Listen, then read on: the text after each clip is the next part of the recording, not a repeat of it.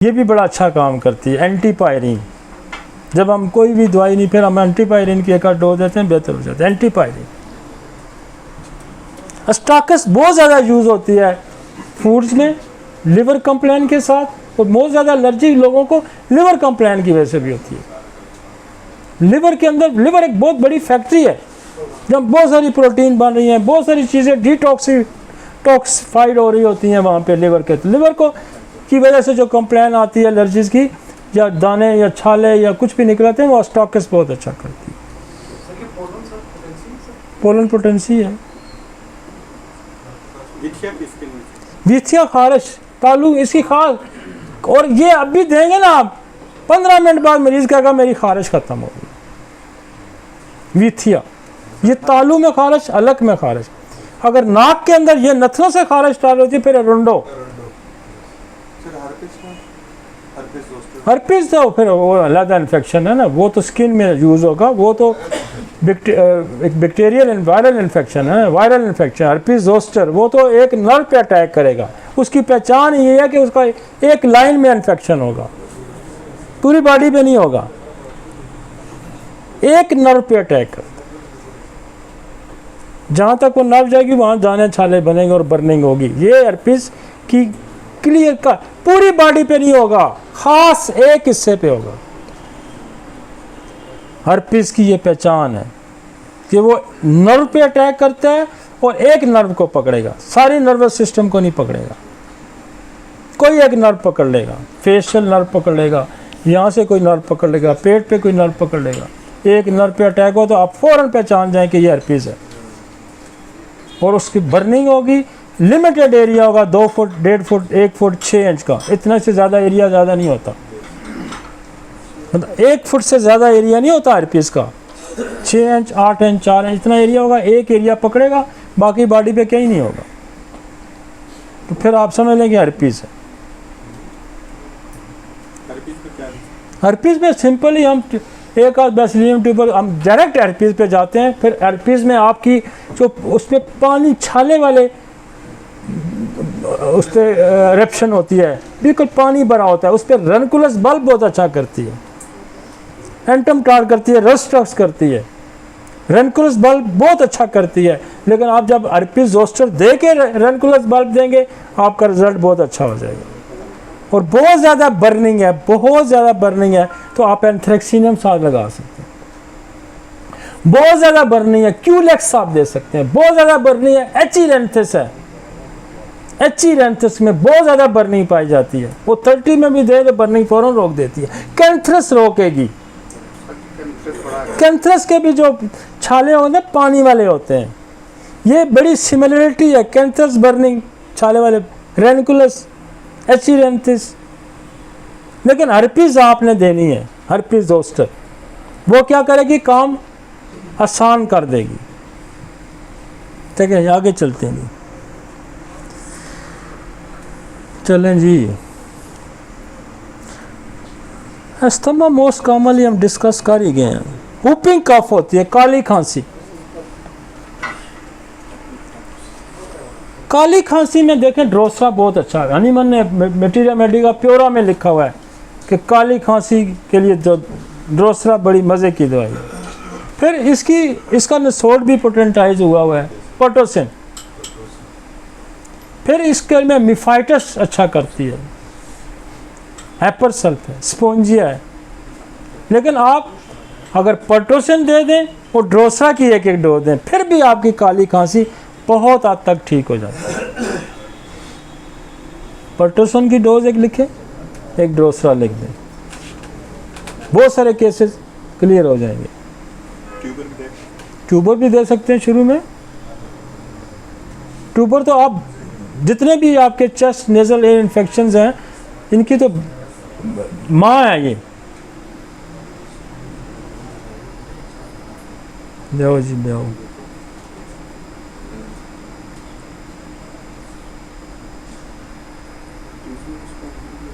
Whooping cough होगी, क्यूप्रोमेट है, bell है, बाकी बहुत सारी दवाइयाँ।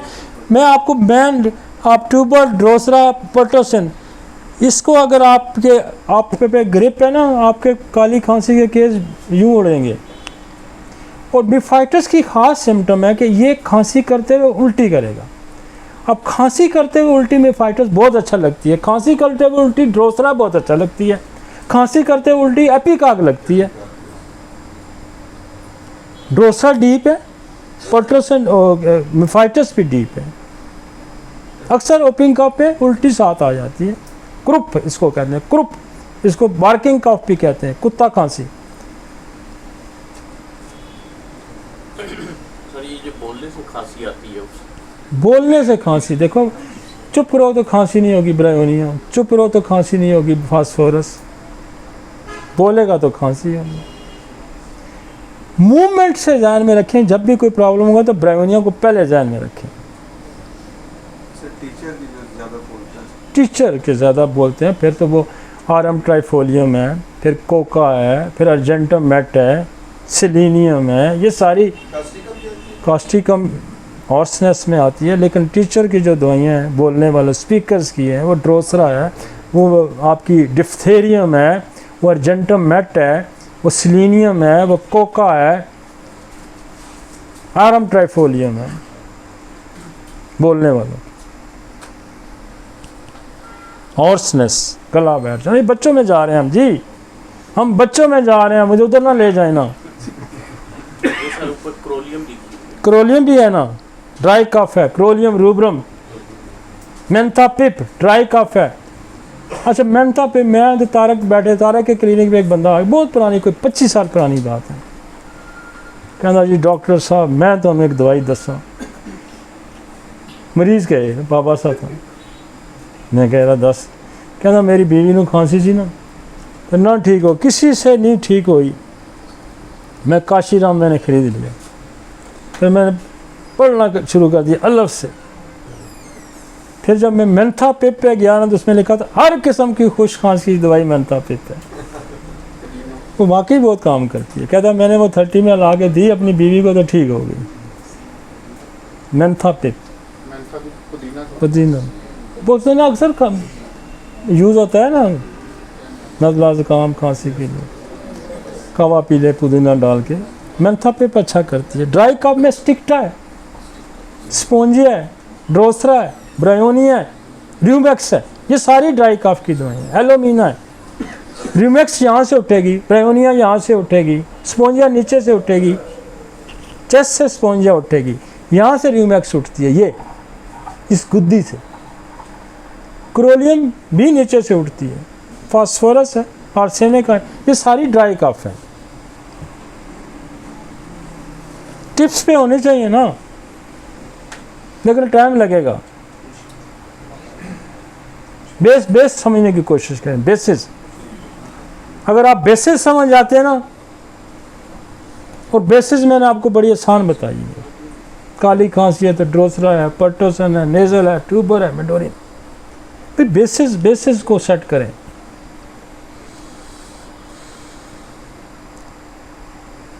ट्यूबरक्लोसिस कफ होती है, ट्यूबर, ड्रोसरा, फास्फोरस, आर्सेनिक आयोडाइड।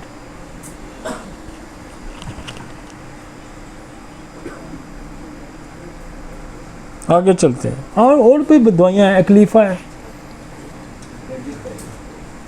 नेफ्थालीन है, बहुत सारी दवाइयाँ और हैं, लेकिन फास्फोरस और आर्सेनिक डाइट का जवाब ही कोई नहीं। इतनी बड़ी दवाइयाँ हैं टीबी की, मैं कहता हूँ जवाब ही कोई नहीं। टीबी की वजह से कैंसर हो जाता है, पुरानी टीबी जितनी भी हो, ये दवाइयाँ ये अर्क निचोड़ के निकाला हुआ है हमने, एक्सट्रैक्ट है इसका, फास्फोरस और आर्सेनिक, बहुत बड़ी दवाई है। और फिर आपके पास पीछे ड्रोसरा हो, फिर आपके पास ट्यूबरक्लोनियम हो, बेसिलिनियम हो, तो फिर आपका हाथ हो साफ होता जाता है।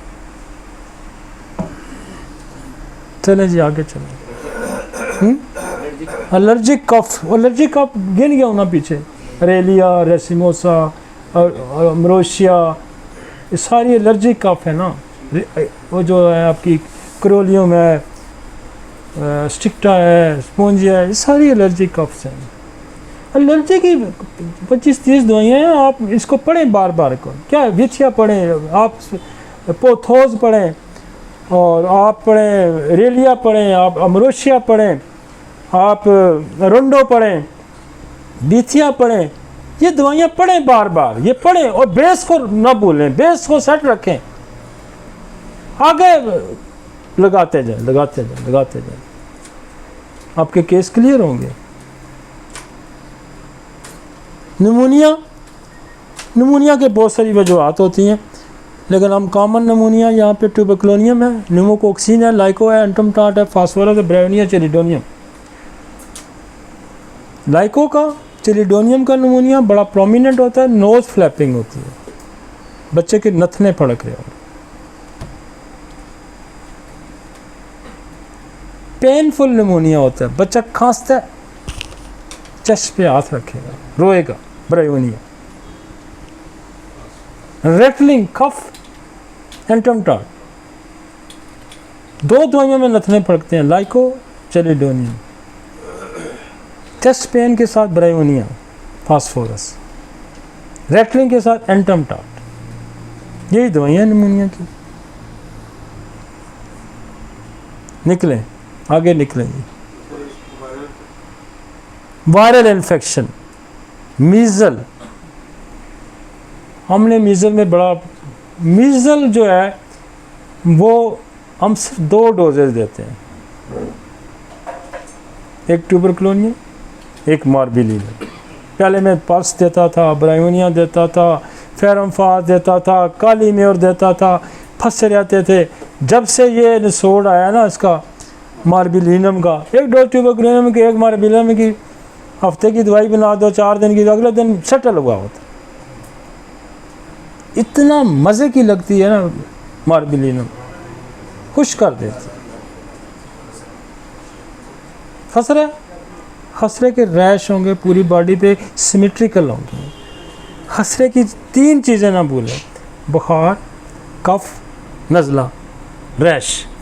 रैश, बुखार, कफ, नज़ला, मतलब ये अगर तो खसरा है। टॉन्सिल में क्या होगा, गला ख़राब होगा, बुखार होगा। खसरे में क्या होगा, रैश भी साथ होगा। जब रैश ऐड हो जाएगा तो फिर खसरा है। चिकन पॉक्स, मोटे मोटे पानी वाले दाने, पस वाले दाने, चिकन पॉक्स है। वहाँ आप एंटमटाट है, वहाँ भी बेस आपने रखनी है। वहाँ बेस किसकी रखनी है, मेलेंड्रिनम की रखनी है। वहाँ बेस आपने किसकी रखनी है, वायरोलिनम की रखनी है। वहाँ क्या करें, आप ट्यूबर दें, वायरोलिनम दें, या ट्यूबर दें, मेलेंड्रिनम दें, और आगे आप एंटमटाट दे दें, रोस्टॉक दे दें। फिर कोई केस फंसता है तो आप काली सल्फ दें, फिर फंसता है तो सल्फ़र की 1 डोज लगा दें, पल्सर टीला लगाएंगे। आपका चिकन पॉक्स, हमारे पास एंटमटाट, रोस्टॉक अल्टरनेट बहुत चलती है, बेतहाशा 2 दिन में सेटल कर देता है चिकन पॉक्स को। मम्स,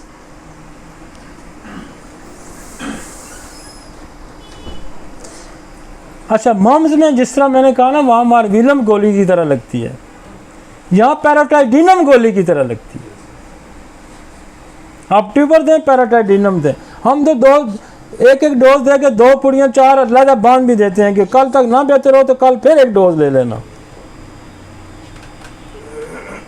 हालांकि मम्स की और भी बहुत दवाई है, मतलब पल्सा बहुत बड़ी दवाई है, लेक्सिस बहुत दवाई है, आपकी मरकरी बहुत, मर्कसॉल, मर्क आयोडाइड, मर्क आयोड्रोब्रम, राइट लेफ्ट दोनों, मर्क आयोडाइड फ्लेव राइट की है, मर्क आयोड्रोब्रम लेफ्ट की है।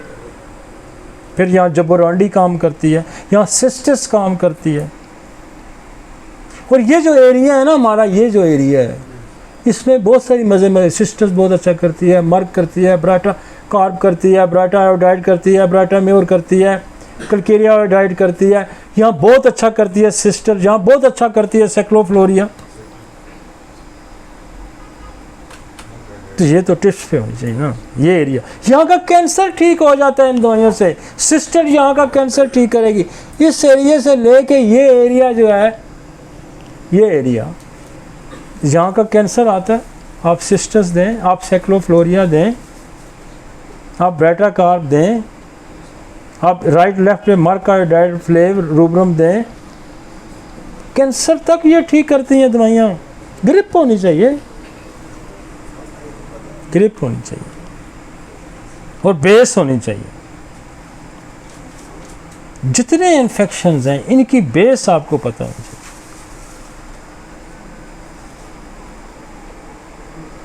लिहाजा अगर बेस आप सेट करेंगे, दवाइयाँ आपकी रेपरेटरी भी मौजूद है, रेपरेटरी की भी दवाइयाँ तभी काम करेंगी कि आपकी बेस सेट हो जाए। बेसिस को सेट करें और इन्फेक्शन की बेसिस को समझें। फिर कोई चीज़ नहीं ठीक होती, कान का इन्फेक्शन नहीं ठीक होता, यहाँ सूडोमोनास बहुत मिलता है, कल्चर करा लें, देखिए कौन सा बैक्टीरिया है इसके अंदर, उसको साथ ऐड कर लें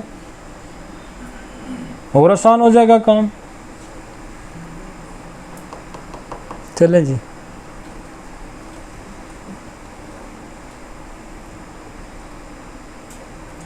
हो गया नमूनिया वाला।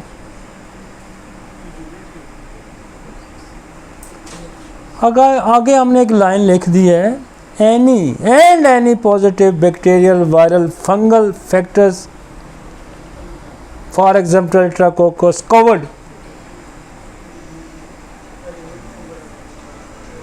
कोविड में आपको ट्यूबर बैसिलियम इन्फ्लुएंजा और लेक्सिस, चेस्ट इन्फेक्शन में चेस्ट निमोनिया जो कोविड का है उसमें लेक्सिस बहुत रिजल्ट निकाले हैं लेक्सिस ने। और लेक्सिस हमने इसलिए किया कि ये पॉइजन है और बहुत सारे बैक्टीरिया, बहुत सारे जो बैक्टीरियल वायरल इन्फेक्शन है इनको पॉइजन बहुत अच्छा, पॉइजन भी आनन फानन बंदे को मारता है, ये भी मारते हैं। लिहाजा हमने इसको एक बड़ी जो मेडिसिन है पॉइजन वो हमने लगाई है। वो भी क्या करता है, लेक्सिस क्या करता है, वो भी लंग्स का इन्फेक्शन निमोनिया करके बंदे को मार देता है।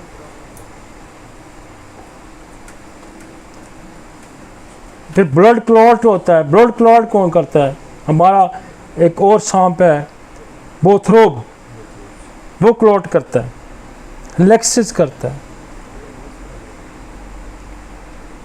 यहाँ इमरजेंसी में जो बीमारियां जानलेवा हैं, जो ज़िंदगी का खात्मा करते हैं, उनको दवाइयाँ भी वैसी ढूंढ के लगाए ना जो जानलेवा हैं।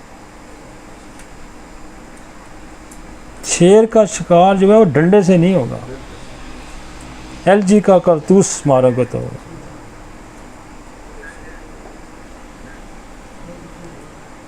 डंडे से शिकार जो है ना वो शेर का नहीं होता। उसके लिए वेपन भी उसी किस्म का चाहिए। अब ये बेड़ नहीं होती जो पीली सी जो काट जाती है ना लोगों को, एपस जिसकी बहुत ज़्यादा मशहूर है दवाई, मैंने एपस बड़े अरसे से देनी छोड़ दी। मैं लेक्सिस की एक डोज देता हूँ, फ़ौरन ठीक हो जाती है। मैं क्या ये भी ज़हर से बड़ा जहर मारो इसके ऊपर। हम तो बड़े अरसे से अब लेक्सिस का इस्तेमाल करते हैं। जितने पॉइजनिंग इफेक्ट आ जाते हैं, फोड़े बन जाते हैं, कर अब लेक्सिस दें फ़ौरन क्लियर करती है। इससे बड़ा पॉइजन है कोई नहीं। कार्बंकल को हम पहले टेरेंटोला से उड़ाते थे, टेरेंटोला क्यूबेंसिस बहुत अच्छा ठीक करता है, लेकिन जब से हमने लेक्सिस शुरू की हम टेरेंटोला भी हम भूल गए। तो जो बीमारी है उस बीमारी की नौइयत के मुताबिक दवाई सेलेक्ट करिए। मतलब आपने चुकन्ने होके सही फाइट करनी है भाई। जंग में तो आप रात को, आप हिस्ट्री देखें जर्नैलों की, रात सोते ही घोड़े की पीठ पे थे। जर्नैल घोड़े की पीठ पे सोते थे, तब जंगें जीती जाती थी। हाई अलर्ट रहना पड़ता है, फुल फोकस, चुकन्ना, वेपन तैयार, कौन सा ग्रुप लगाना है, कहाँ लगाना है, निसोड़ लगाने हैं, पॉइजन लगाने हैं, स्लो चीज़ें हैं तो स्लो चीज़ें लगानी है। खेलने के भी तरीके ना, टेस्ट खेलना है, वनडे खेलना है, T20 खेलना है, मैच है ना ये भी। तो आप टुक टुक करते रहेंगे तो क्या अगला तो मार के 100 सेंचुरी मार के परे निकल जाएगा, आप तो गए फारग हैं। इसलिए आपने वेपन सही रखना है, ऑर्डर सही में रहना है, एक्टिव रहना है, चुकन्ना रहना है। आपको पता होना चाहिए बैक्टीरिया इन्फेक्शन क्या है, वायरल इन्फेक्शन, फंगल क्या है। पॉइजन के क्या इफेक्ट हैं, कौन सी दवाइयाँ अनन फनन काम करती हैं, कौन सी दवाइयाँ जानलेवा हैं, कौन सी दवाइयाँ कितनी शिद्दत से काम करती हैं, इस पर ग्रिप होनी चाहिए। यही मैं समझाने की कोशिश कर रहा हूँ। और इसी से तब्दीली आएगी, इसी से रेवोल्यूशन आएगा, ऐसे नहीं आएगा। हमने नई जिद्दत पैदा की है इसके अंदर, हमने आसान किया है, मैंने सिंप्लीफाइज किया है, हमने थेराप्यूटिक्स रीसेट किया है, हमने मटीरियल मेडिका रीसेट किया है। हम वायरल को लेके आए, हम बैक्टीरिया को ले आए, हमने जेनेटिक डिसऑर्डर ले आए हैं, हम सारी चीज़ें इसके अंदर लेके आए हैं। और हम ये चाह रहे हैं कि ये होम्योपैथी इसी तरह फैलेगी कि जब आप इस पे फोकस करेंगे। और ये तो आम बीमारियां हैं, ये हमारी तो आम बीमारी हैं। गले के टॉन्सिल हो गए, चेस्ट इन्फेक्शन हो गया, डायरिया हो गया, कॉन्स्टिपेशन होगी, सीलियक होगी, ये तो आम बीमारियां हैं। चलें जी आगे, सीलियक कर गए हम, आगे चले जी, ये काफ़ी हो गया। फंगल में आप देखें ना, ये भी एक नसोड है फंगल में, कैनाडीडा, सुना नाम कैनाडीडा। मैं वो मैनचेस्टर हॉस्पिटल इंग्लैंड में था, तो हमारी बच्ची को वो कहती फंगल है, गोरी थी। मैंने कहा इसको कैनाडीडा आपने डायग्नोज किया, आपको कैसे पता कैनाडीडा, हाउ यू नो कैनाडीडा। फिर मैंने उसको तारफ़ कराया कि मैं डॉक्टर आई नो द कैनाडीडा। तो फंगल में होता ही कैनाडीडा है। वो कैनाडीडा हमने ही मंगवाई है। फंगल इन्फेक्शन में ये बहुत अच्छा काम करती है।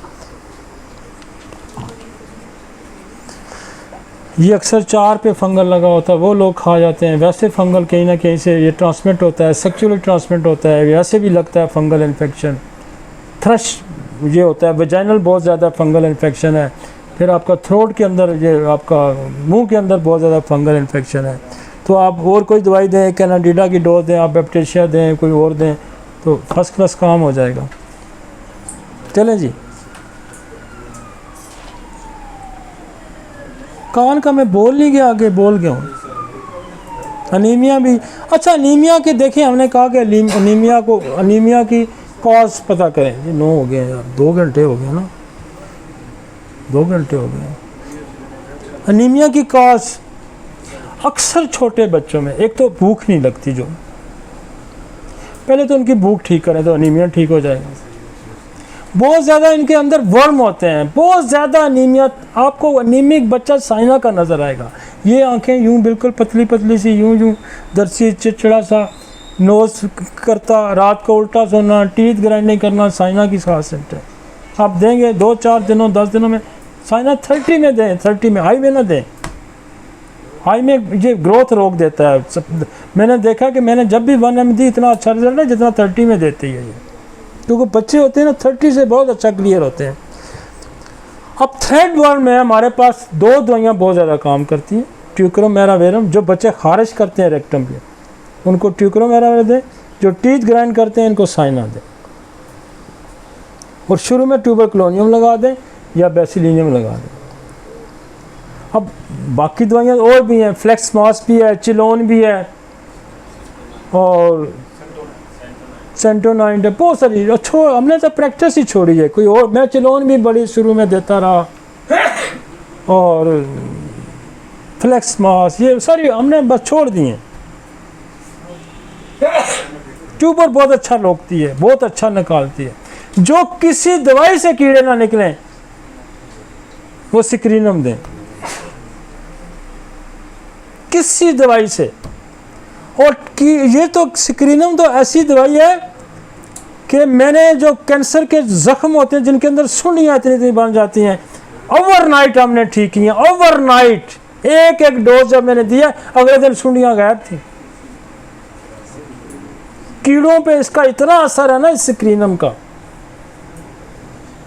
अभी मेरे पास हफ्साबाद से एक बच्चा था, उसके पेशाब पे कीड़ियाँ आ जाती थी, और रेपरेटरी में कोई दवाई नहीं मिलती थी, हमने उसको स्क्रीन में दी, बिल्कुल ठीक हो गया। तो ये कीड़ों पे इसका बड़ा रोल है स्क्रीन में, चाहे वो कीड़े जख्म बन जाए, उस पे कीड़े आ जाएं, चाहे पेट में कीड़े आ जाएं, ये कमाल की दवाई है।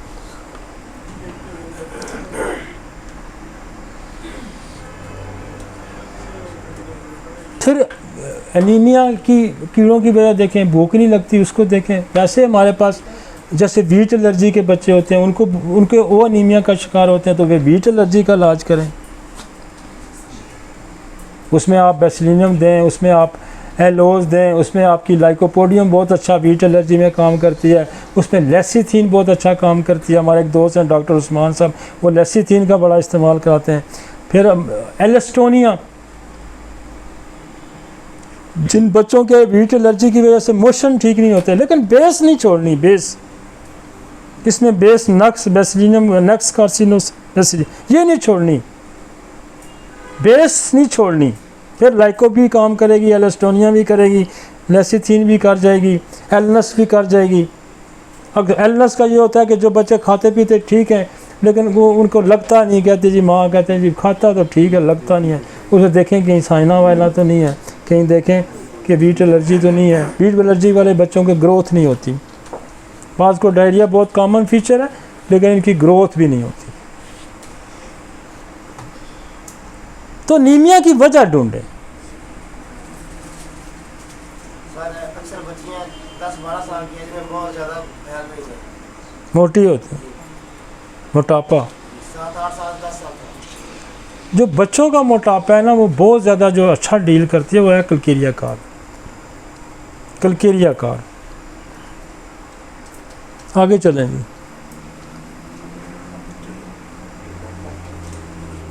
कलकेरिया फास दुबले पतले, तो कलकेरिया कार मोटे पिलपिले। कलकेरिया कार की हड्डी नरम होगी, कलकेरिया फास की हड्डी सख्त होगी। कलकेरिया फास वाला दुबला होगा, वो मोटा होगा। और बहुत ज़्यादा एक उसकी सिम्टम, जो 2 अगर सिम्टम आप याद कर लें कलकेरिया कार के, पाँव ठंडे, सर गर्म और स्वेटिंग वाइल स्लीपिंग, चाहे वो कैंसर है, चाहे वो मिर्गी है, चाहे वो मेंटली रिटार्टेड है, चाहे वो रिकट्स है, कलकेरिया कार लगेगी, कभी फेल नहीं होती। चाहे वो खांसी है, चाहे वो निमोनिया है, बच्चे के सोते हुए सर पे पसीना है, पाँव उसके ठंडे, उसको उठाएं, ब्रेन ट्यूमर ठीक करेगी, उठाएं, बुखार उतारेगी। इतनी बड़ी दवाई है कि अगर आप इसकी 2 चीज़ें समझ लें, यार कितना आसान काम है। पाँव ठंडे, सर पे पसीना। हमने इससे इतने ट्यूमर, ब्रेन ट्यूमर मैंने ठीक किए, हमने इससे एपिलेप्सी ठीक की, हमने नहीं चलते थे बच्चे ठीक किए, हमने इससे रिकट्स ठीक किया, हमने इससे सांस के मसले ठीक किए। हमारे 2 डॉक्टर दोस्त फोत हो गए हैं, डॉक्टर रियाज साहब, वो दमे में एक ही दवाई लिखते थे, Calcarea car. Calcarea car, sir पे बच्चा सोते हुए उसके पसीना आता है, पहले ये ज़रूर सवाल किया करें। हम 2 सवाल तो बड़ा ही पूछते हैं जी, मुंह से पानी आता है तो हम कहते हैं ये सिफिलिटिक है, सर से पानी आता है तो हम कहते हैं कलकेरिया कार, सर पे पसीना तो कलकेरिया कार। जो भी बीमारी, कलकेरिया कार में इतनी ताकत है कैल्शियम में कि ये बड़े बड़े उलझे हुए फंसे हुए केस ठीक करता है। इसका ब्लड रश करता है सर की तरफ, और जो मेटास्टेसिस, कोई भी मेटास्टेसिस है कैंसर का है, जो अल्टीमेटली ब्रेन के अंदर आता है, वो कलकेरिया कार ठीक है। बहुत बड़ी दवाई है, बहुत बड़ी दवाई है। और की मैं चाबियां बता रहा हूं आपको यार, कलकेरिया कार की चाबी क्या है उसको समझना।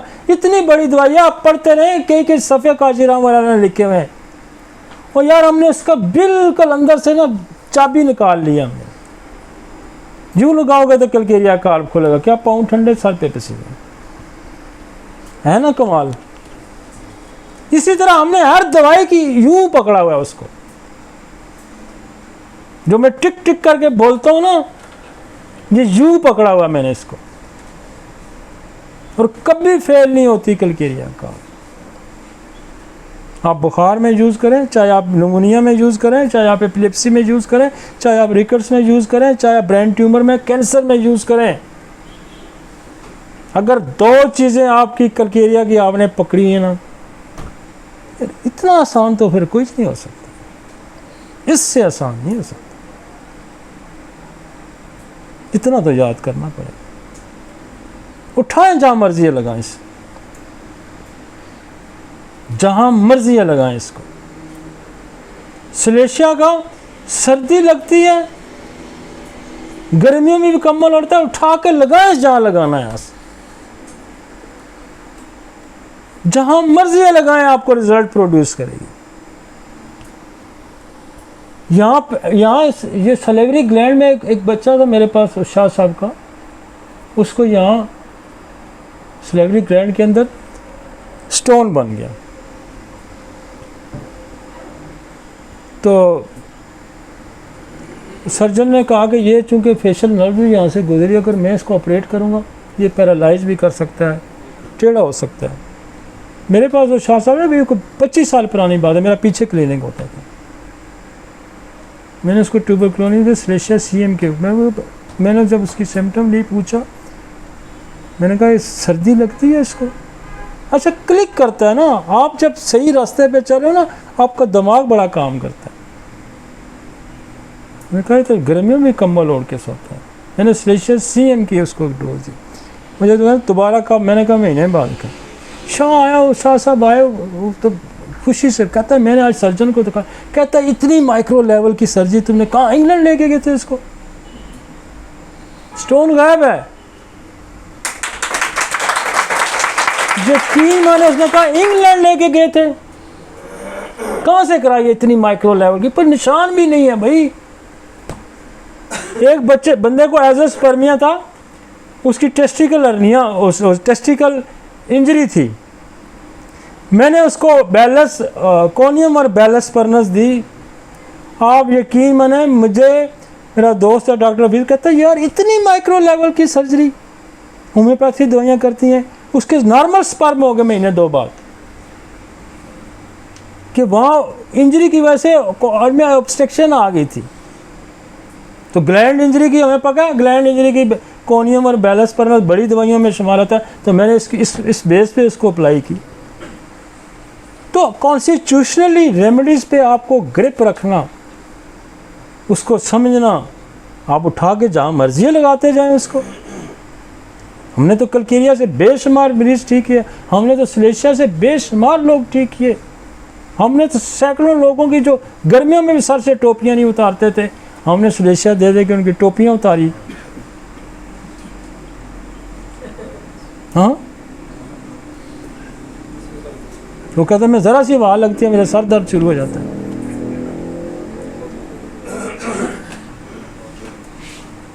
तो कहाँ हमने लेक्सिस से इतना रिजल्ट लिया हुआ है, हमने लेक्सिस से, हम तो 40 साल बाद औरत को पकड़ा ही लेक्सिस पे है। आप जितनी कंप्लेन आती है, उसको हड्डियों का दर्द है, उसको कुछ है, उसको कक, लेक्सिस पे आप जाएं, 40 साल 70-80% औरतें आपको लेक्सिस की मिलेंगी। ये है आसान, ये है सिंप्लीफाई। इस तरह हम जल्दी देखते हैं। आपके पास 100 औरत आती है 40-50 साल की, आप करें उसको कर दें, लेक्सिस मिलेगी। 4 सिम्टम पूछें, गर्मी लगती है, घबराहट, हार्ट फ्लैशेस, कपड़े तंग, दरवाजे खुले, लेक्सिस। मुझे तो कई औरतें आगे कहती हैं तू पीर तो नहीं है, तेरे पास कोई जादू है, तेरे पास कोई मक्कल है। यही मक्कल है, यही जादू है कि आपकी ग्रिप है।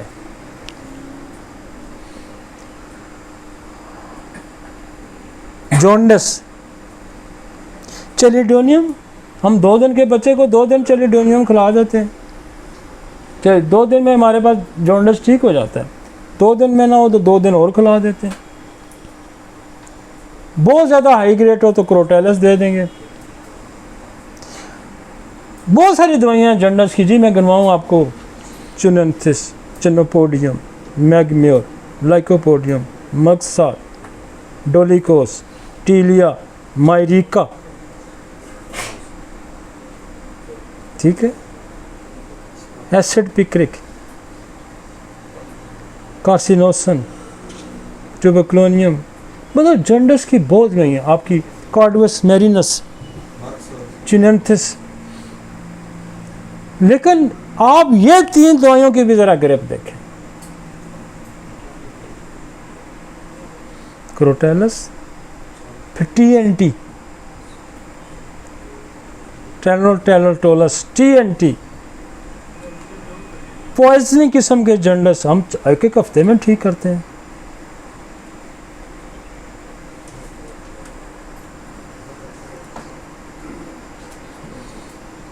सीलिक डिजीज में बोल गए यार, आगे चले। नेफ्रोटिक सिंड्रोम भी आता है इस स्टेज में। कार्सी ट्यूबर में डोरियम, लाइको, एपस, कल्केरिया, आर्स, कॉल्चिकम बहुत कॉमनली यूज़ होती हैं। नेक्स्ट ही खींचे यार, अब 1.5 घंटा हो, 2.5 घंटे हो गए। सीलिक हो गया, रीनल कोलकली आ गई, कार्सी, bacillinum, lyco, E coli, klebsiella, klebsiella, sulphur, berberis, thlaspi, urtica, ये बहुत कॉमन दवाइयाँ हैं। रूमेटिक फीवर, ये मैं बोल गया हूँ पहले, बोल गया हूँ रूमेटिक फीवर। आगे चला इस बेड वेटिंग, ये बड़ी कंप्लेन आती है, बच्चे पेशाब करते हैं। हमने वैसे बनाया हुआ कालीफास, कास्टिकम, एक्जिटम हम देते हैं। कालीफास एक दिन, दूसरे दिन कास्टिकम, तीसरे दिन एक्जिटम। मैक्सिमम बच्चे इसी से ठीक होते हैं। फिर भी ना ठीक हो तो प्लांटेगो हम 1 डोज 200 की दे दें, 30 की दे दें। प्लांटेगो ठीक कर देती है। बच्चों में सिपिया बहुत अच्छा ठीक करती है। रस्टक्स, बेलाडोना करती है। हमारे पास तो 3-4 ही चलती हैं, सच्ची बात है। ये इनसे मैं निकलता हूँ, कालीफास, कास्टिकम, इकोजिटम। मैं इससे निकलता हूँ तो फिर मैं कहीं आगे जाता हूँ, फिर सिपिया लगा दूंगा, करियाजोर लगा दूंगा या प्लांटेगो, लेकिन रेयर, कम नहीं। बच्चों में हम ये ऑनलाइन में देखे इकोजिटम 30 हफ्ते की बना के दे देते हैं। इसी से बहुत सारे इसी से ठीक हो जाते हैं। कोई बच्चा है उसको 7 प्लांटेगो 200 की दे देते हैं। बच्चे में बहुत ज़्यादा कंप्लेन आती है तो हम उसको सिपिया फिर दे देंगे। ऑर्डर यही चलता रहेगा, काली घास, कास्टिकम, आगे सिपिया 30 में लगा देंगे। फिर जिनको टीथ ग्राइंडिंग होती है, बच्चे जो होते हैं ये वाले जो थर्ड नॉर्मल, इनमें साइना, अगर वो दांत पीसते हैं तो साइना दे देते हैं, वही बेड वेटिंग को भी ठीक कर देते हैं। और जिनको पेशाब चलता रहता है उनको सिक्यूला दे देते हैं। और बाकी रस्टॉक्स है और बेलाडोना है। बच्चे रात को डरते हैं, चीख मारते हैं तो बेलाडोना दे देंगे। लेकिन कॉमन प्रैक्टिस मेरी कालीफास, कास्टिकम, इकोजिटम की है। ठीक है। एसिड बेंज और बेंजोनिक एसिड और एसिड नाइट्रिक हम वहाँ यूज़ करते हैं जो बच्चे माँ आके कहती है कि वो डॉक्टर साहब पेशाब तो करदा ही करदा है लेकिन जी बो होंदी ना कमरे च निकल जाए, तो फिर हम एसिड नाइट्रिक या बेंजोनिक एसिड दें। ठीक है जी।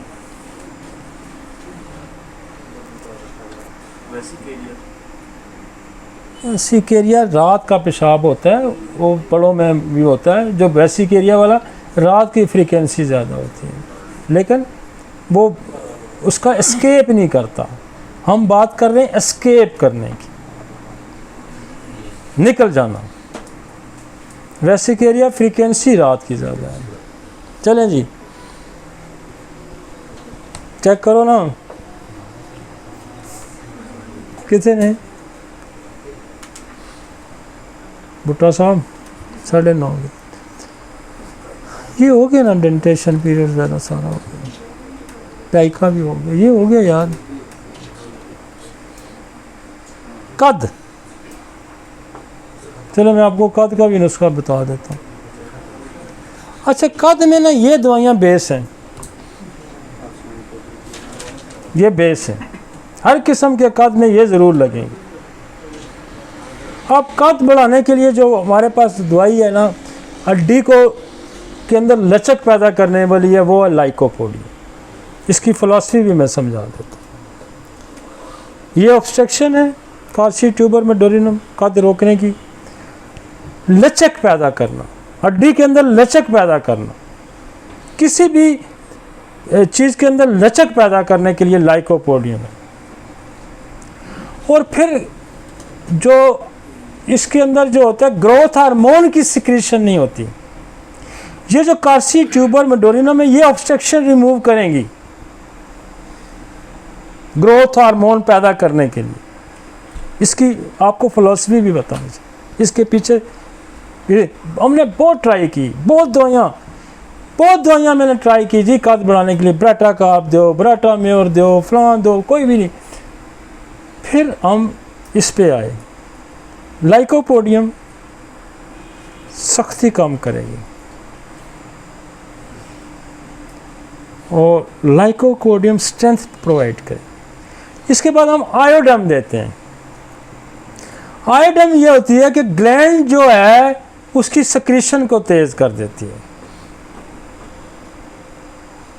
तो ग्रोथ हार्मोन की सिक्रेशन बढ़ा देगी, वो नरमी पैदा करेगी, वो ऑब्स्ट्रक्शन रिमूव करेंगी, ये सिक्रेशन बढ़ाएगी, वो बोन के अंदर जो शक्ति है उसको नरम करेगी, ऑरोमेट बोन को पावर देगी, स्ट्रेंथ देगी, कद बढ़ना शुरू हो जाएगा। पूरी फिलॉसफी, पूरी साइंस पे काम करिए।